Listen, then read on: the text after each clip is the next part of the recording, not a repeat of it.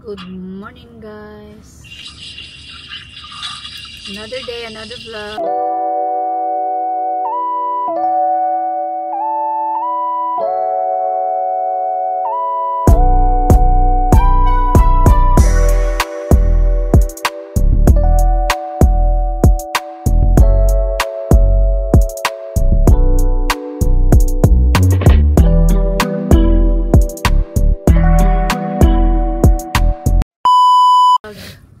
Happy Friday. Hatid natin si Ethan, guys, sa school. So as you can see, andyan kayo sa front.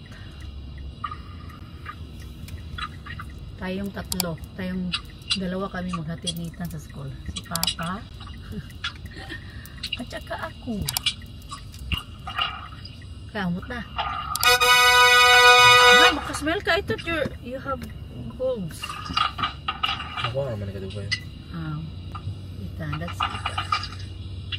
Going to school man eh.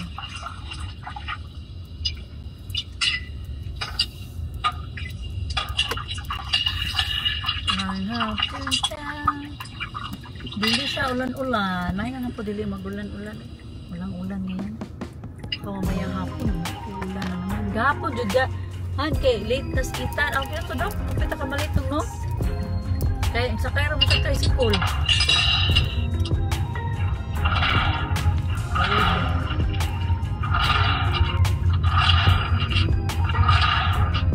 May sakyan na ang hapon. Yesterday is raining. Today is cloudy day but not raining.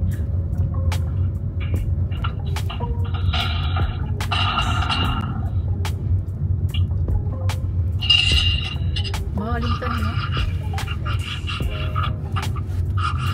Ang undoy oh. Ne. Dong papa dong. Hi. Thank you.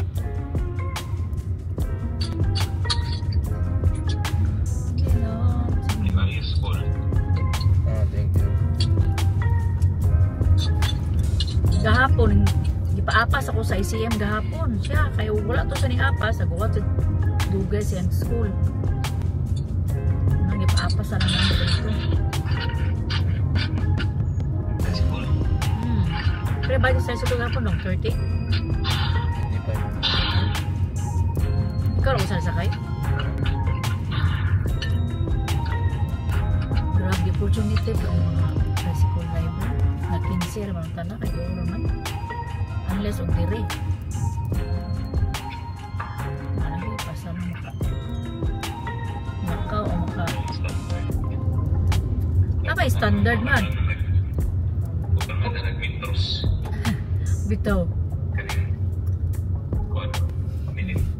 actually naman Joy-Con na may standard rate ang ilagang kag kuanong ta 30 pesos sa mga taong bayad ni Ethan kay estudyante siya wala na nakuha ng estudyante dire wala na sunod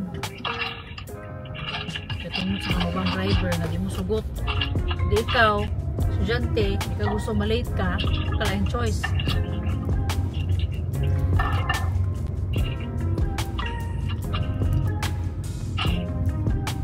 na ay nag-inquire sa GC 6 AM daw ko no asa to wala pa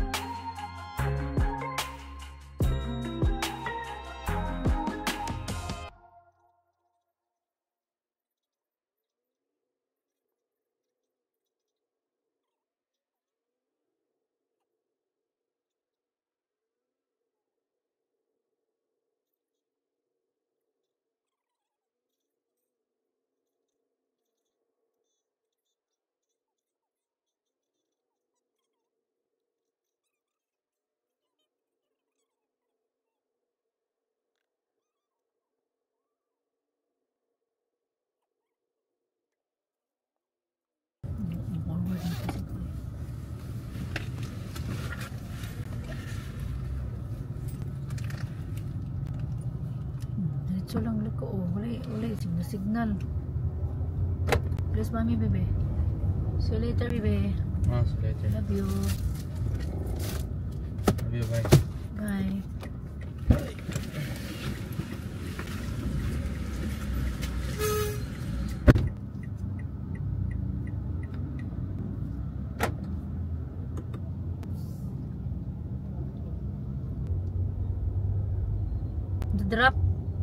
Na-drop ko na si Ethan sa guys, dun sa school. So uwi muna tayo, mamaya na lang tayo mag-car wash dito sa kay Expander. Tapos ano pala, meron tayong bibigyan ng mga used clothing sa mga car wash boy. Meron yung mga lagi, yung mga socks ba, hindi ko doon. Tapos yun nga, sana okay na yung namin guys, PR niya honey. Sana positive pa, approve yung PR niya. Kasi next week isa-submit din yung open work permit ko tsaka kay Ethan na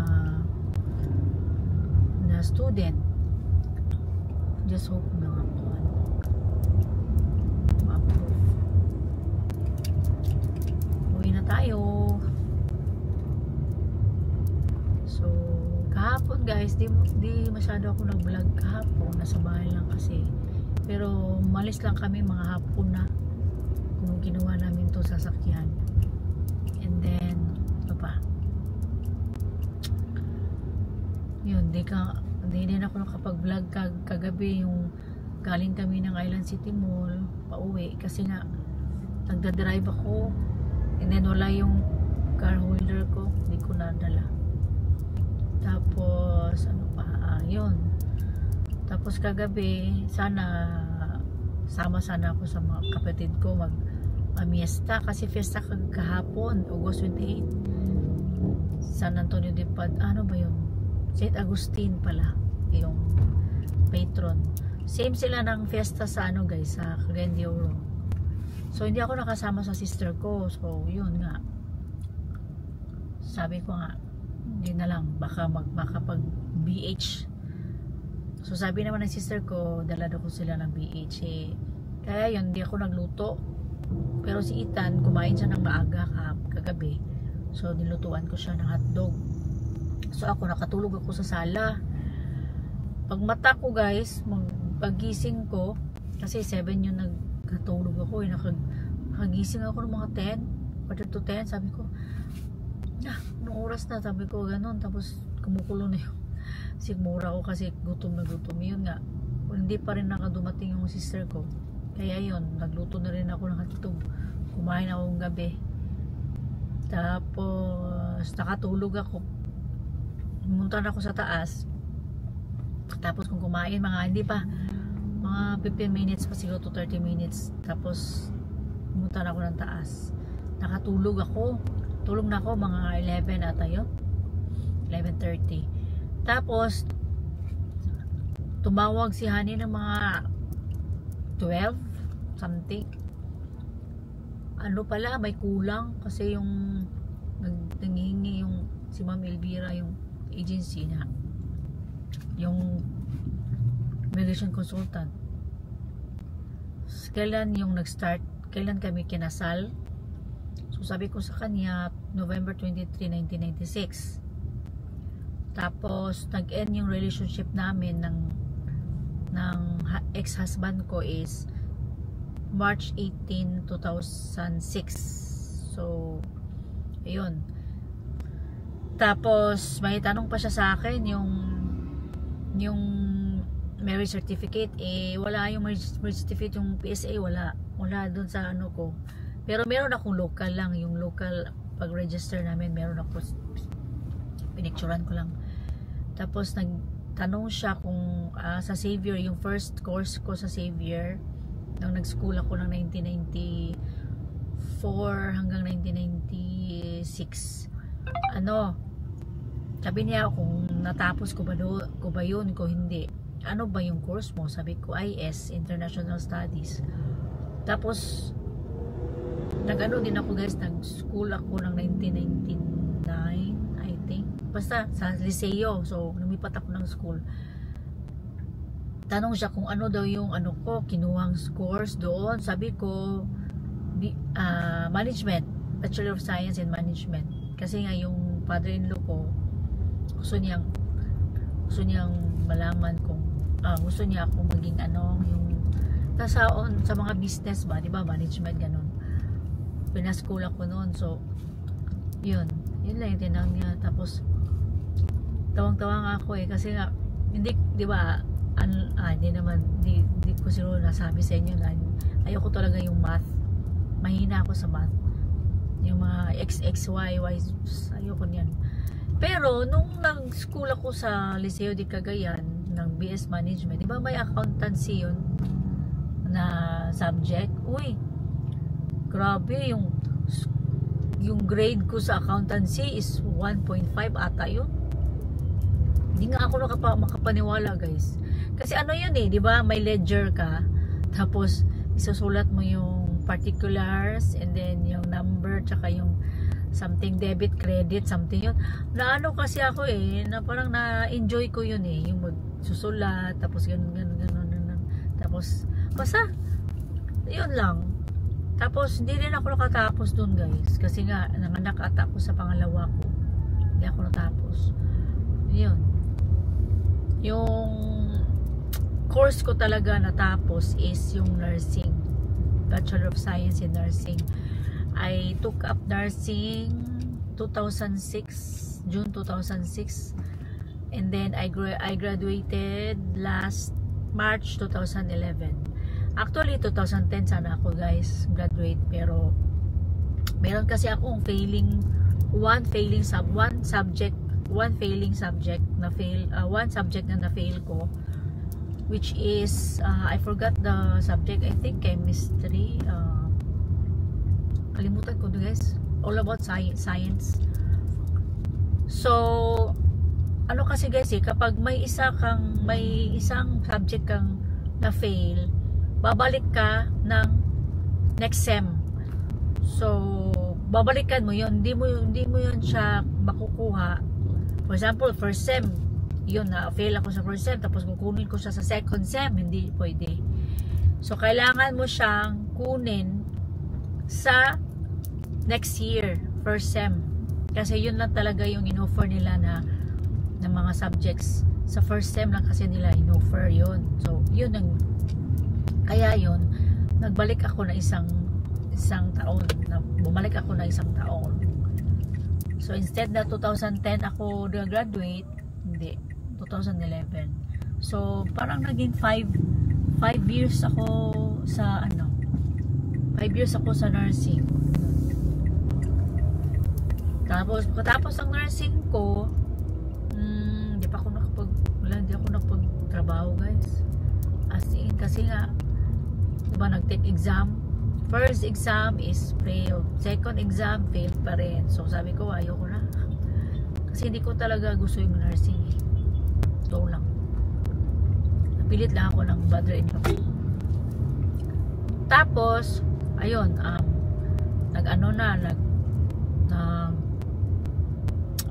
nag-business kami ng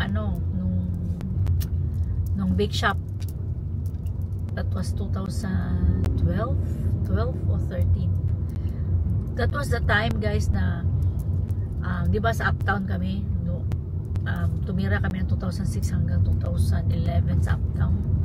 Mga 2012 lumipat na kami dun sa binan ko, dun sa Dampas na, doon na kami lumipat. So ayun,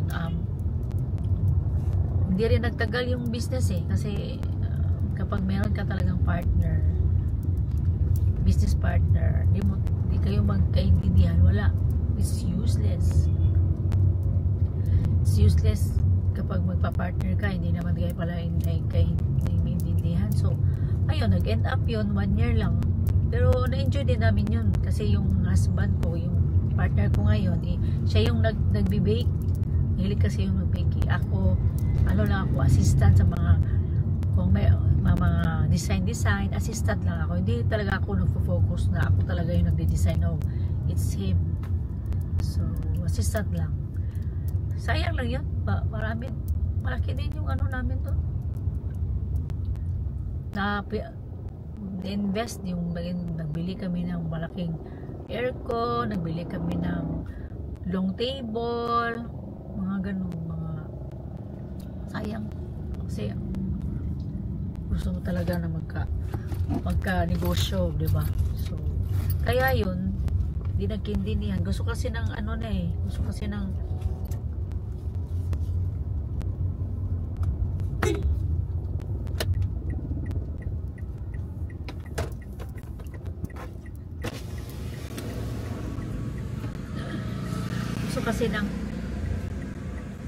dito ako guys, bili ako ng bread, pandesal bread. Ayun si Kuya, tingnan niya. Si Kuya.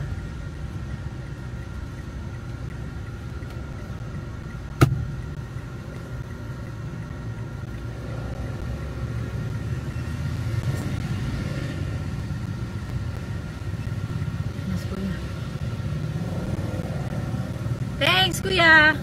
Salamat, madam. Thank you din.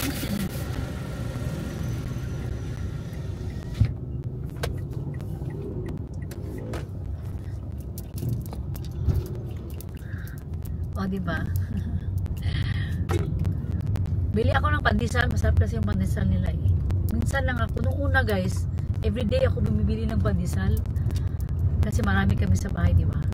Ngayon, ako lang yung mag-isa. Kami ni Josh. Hindi pala, andyan si Josh. Tatlo lang kami eh. Kasi yung mama ko, uwi yun ngayong September 3. So, kami lang. So, ayun. Kaya ako bumili. Kasi nga si Josh, gusto din yan yung mga ano. Meron naman kaming bread, sliced bread sa bahay. Pero, masarap kasi yung pandesal. Cheese pandesal. Cheesy pandesal.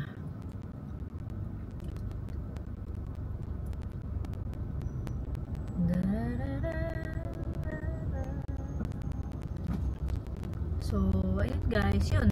Ano pa ba yun?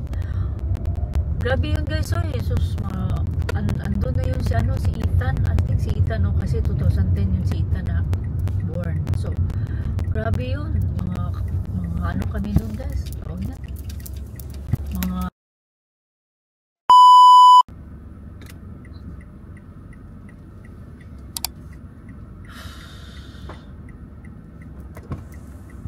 gauwan eh. Maybe I'm weak, but it took half a year to get over you, over you. Or maybe I'm good at pretending that I moved on. I know that we got a lot of the same friends, and soon enough there come a weekend when we just not bring it up. Yeah, maybe I'm weak, but it's taking too long to get over you. I'm not ready to need you again, unless this time we're holding on. The truth is I don't know how to forget. So when I saw you coming, I knew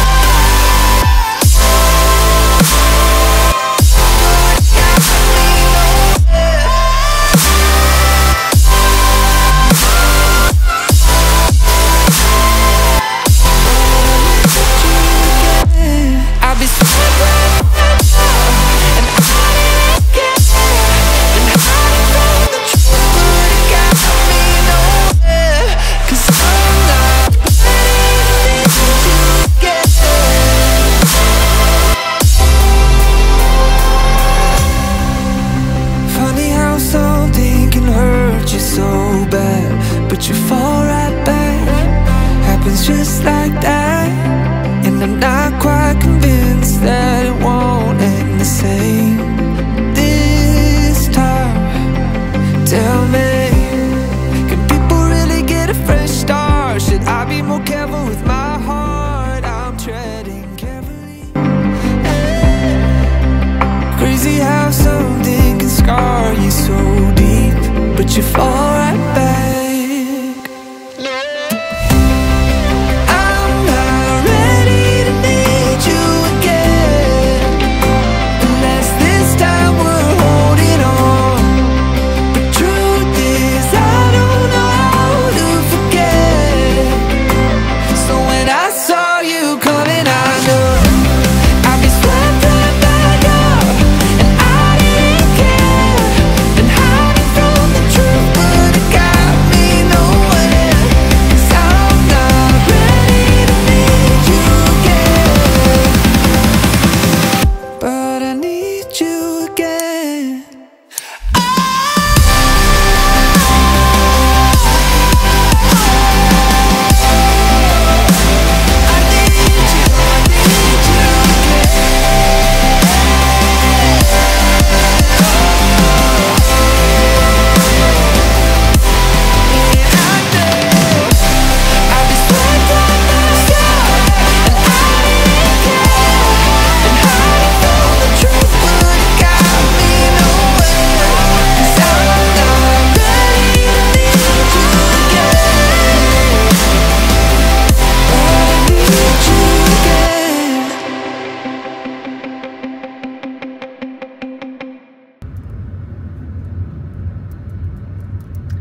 Ulitin kami guys. Thank you for subscribing. Kung wala pa nag-subscribe, please subscribe to my channel. Ay be, wala ka nalimtan be? Wala. Hala. Limtan tubig. Agoy. Ta, balik ta. Friday na ra ba? Wala lagi. Wala lagi. Asa man mo gihutang ang tubig? Sog. Sus. Balik pa mi. Balik pa yung agi ani. Hari mo ni agi. Friday na ra ba ron? Balik mi sa ilang skulahan. Asa man ko park? Dito ko park sa katong shortcut be. Shortcut. Ito yung gitabukan dito ni mo. Ato ra ko magbating. Then tawagi ko og makagawas na po ka sa gate kay ayan mo ato ni. Makalimot ang usa sa iyang sipon niya po gabi. Sipon po gabi eh. Kung naligo ron, may gali gahapon, naligo ko, giligo dyan ako gahapon kay hindi na ako niligo sa botong yan lawas. Giligo. Can't you see the reality?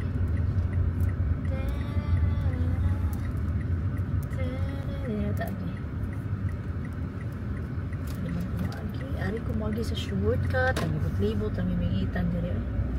Naglibot-libot rami kay nabili ng iyang water bottle. That's why we need to go back.